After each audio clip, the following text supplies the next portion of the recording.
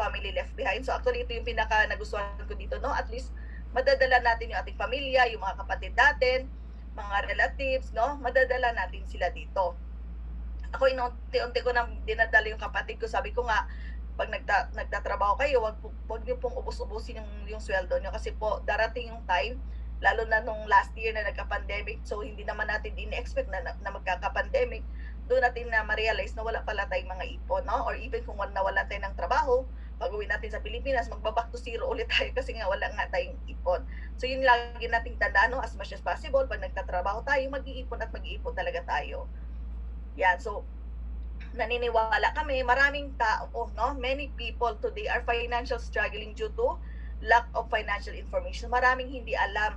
Maraming hindi alam kung ano yung gagawin nila sa pera nila. Kaya nga 'di ba yung iba naririnig natin na i-scam sila kasi kumbaga naano sila doon sa mga flowering words doon sa mga agent, no? So actually marami kaming mga kilala din na nai-scam sila kasi nga hindi nga nila alam saan nila ilalagay yung kanilang pera, no? So dapat ito yung ituturo natin as much as possible, magdala tayo ng maraming tao, maraming Pilipino, pamilya natin, para po hindi na po sila mai-scam, maiiwasan na po yung ating kumbaga tayo na po yung mag-iipon sa sarili natin, no? Sa sarili nating knowledge at saka alam natin kung saan natin ilalagay yung ating pera.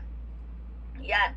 So ito yung mga basic principles of building financial foundation. So ito yung mga lagi nating tandaan, yung X-curve concept.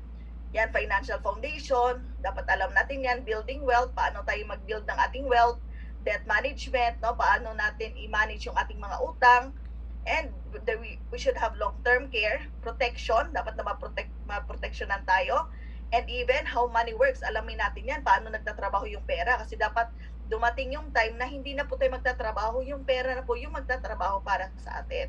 And yung ating retirement. So, yun lagi nating tandaan, darating yung time, tatanda tayo, magre-retire tayo.